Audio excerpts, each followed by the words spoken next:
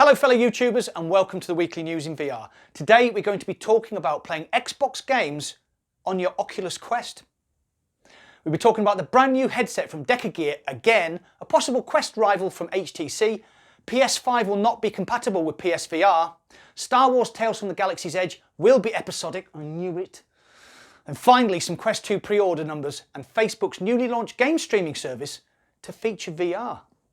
Let's get straight into it then, and remember, we're born to respawn.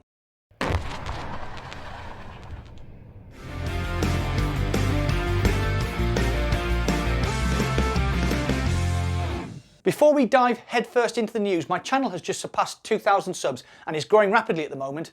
So if you enjoy the madness that is MACINVR and you'd like to help me reach my first year target of 10,000 subs, then please consider subscribing yourself and dropping a like on this video. Thank you. More details have emerged of the Decagear headset, and despite my misgivings in last week's episode, it may not be vaporware after all.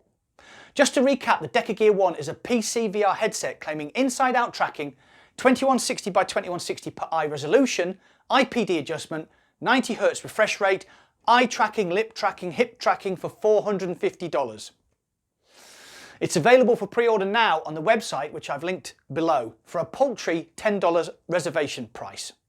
In an article on Road to VR, they reached out to CEO of Megadodo Simulation Games, a certain Or Kuntzman, no, I didn't make that up for comedy value, who stated that development of the Decagear headset is already entering the QA stage. All the software systems are working and the prototypes are all printed in-house, apart from a few infrared transparent black parts which are injection moulded. He also stated a small number of prototypes are expected by the end of the year. He understands people's skepticism over a new company suddenly coming out with a product, especially a new VR headset. So what do I think now? Well, it's that price that's bugging me. HTC, Valve and Oculus would struggle to bring out a headset with that spec at that price, and that is what makes me think these lofty specs are unachievable. I hope I'm wrong, I really do, because it does sound amazing. But on the subject of new headsets, a new regulatory filing for an unknown HTC headset has appeared on the US Federal Communications Commission, the body that certifies products with electromagnetic emissions. Could this be the standalone Vive Proton that was teased earlier in 2020?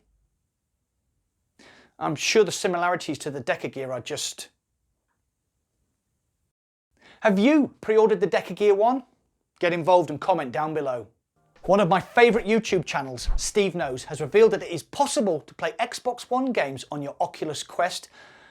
I know it seems too good to be true, but you've got to look at it like this. Your Oculus Quest is basically an Android phone, and if you can put the Xbox Game Pass app on this phone, then you can play your Xbox library on the Oculus Quest via Xbox's game streaming service. A small caveat is that you need an Xbox account, which I already have, a subscription to the Xbox Game Pass Ultimate, and a compatible Bluetooth controller. In the video, Steve does a short tutorial on how to set it up. It's dead easy, so I'll just link the video below. Halo 5 Guardians on a massive screen! I'm so excited about this!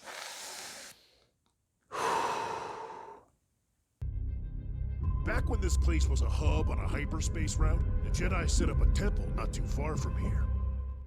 Star Wars Tales from the Galaxy's Edge will be an episodic release.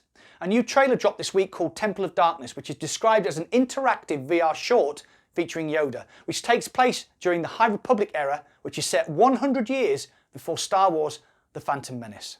Steady, steady. As the title suggests, Tales from the Galaxy's Edge looks like it will be a series of smaller interactive stories rather than one long continuous game. So... No. Lost the temple is. It's time for Anorak Corner, featuring Malcolm.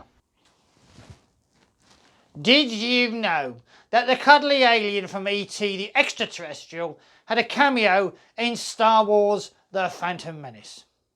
The unfortunately named Asogians appear briefly while Natalie Portman's character makes a speech to the Intergalactic Council. Unfortunately, Natalie Portman didn't get to wear a metal bikini in that one. My favourite rhythm action game, Pistol Whip, has had an overhaul on Oculus Quest 2. The upgrade has brought new lighting and effects into the game to give it more polish and bring it more in line with the PC VR version. Utilising the Quest's more powerful XR2 chip, the developers have stated that they always wanted the PC and Quest versions to be as close as possible visually, but due to the original Quest's limitations, they had to sacrifice some features like real-time shadows and bloom. So the first thing the developers did when they got their hands on Quest 2 was to turn everything back on, and the results were super impressive. I've played it and I can agree, Pistol Whip looks great on Quest 2. All we need now is that 90Hz mode to be unlocked and we can have a much smoother experience. Oculus still haven't mentioned when this much trumpeted refresh rate will actually become available. Sad face. And now it's time for Noob of the Week. Press the button. Press the button. Press the button.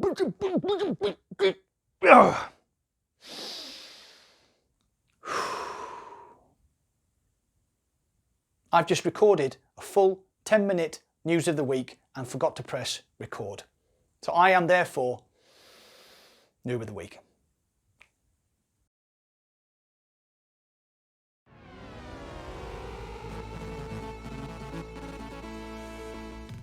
In a massive letdown for PSVR owners hoping to upgrade their experience when the new PS5 launches in November, PS5 games will not work with PSVR.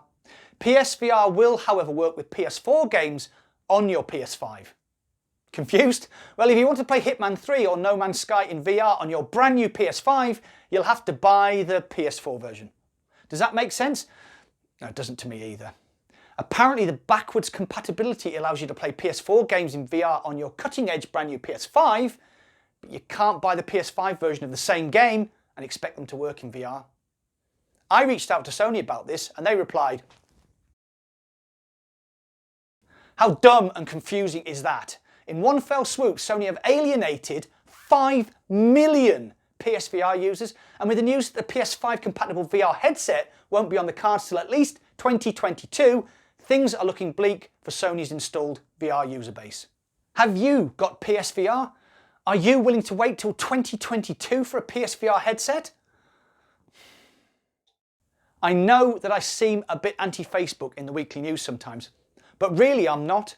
The Oculus Quest 2 is a great piece of kit, and I think without Facebook's billions behind it, it might not have had the XR2 chip and that lovely display at such a low price. So our last 2 news items are positive stories related to Facebook. There, happy now? At a recent Q3 earnings call, Mark Zuckerberg revealed that pre-orders for Oculus Quest 2 had exceeded those of the original Quest by 5 times, and that sales of the Oculus Quest 2 should have a strong impact on Q4 earnings. So maybe, as I speculated previously, Facebook aren't losing money on every Quest 2 sold. This is great news for VR and should help push our burgeoning hobby to new heights. And lastly, Facebook have announced Facebook Gaming, a cloud-based streaming service along the lines of Google Stadia and Xbox's Project xCloud. Why is this relevant to VR? Well, the head of Facebook Gaming is none other than former Oculus exec Jason Rubin, and Mark Zuckerberg has also stated that the VR piece will obviously come into our gaming strategy as well. Some of the cloud gaming stuff will obviously be useful for VR, close quotations. I read the article and thought, oh, that's interesting. But then I thought a bit more about it and the hair on the back of my neck started to stand up. Cloud gaming on an Oculus Quest. Maybe all your VR content available in the cloud, anywhere, anytime. A good Wi-Fi signal dependent, of course, but how exciting is that? We'll have to wait and see, of course, because latency is the cloud gaming killer, and this is even more important in VR due to motion sickness. But if they can get this under control, it could be a game-changing moment for VR, basically freeing you up from your PC and allowing you to play VR anywhere. What do you think? Are you excited about cloud streaming VR? Get involved and comment down below. Well, that's all for today. Feel free to share, like, subscribe, and hit that bell icon to be notified whenever I upload any new content. Thanks for watching. I'll see you on the other side.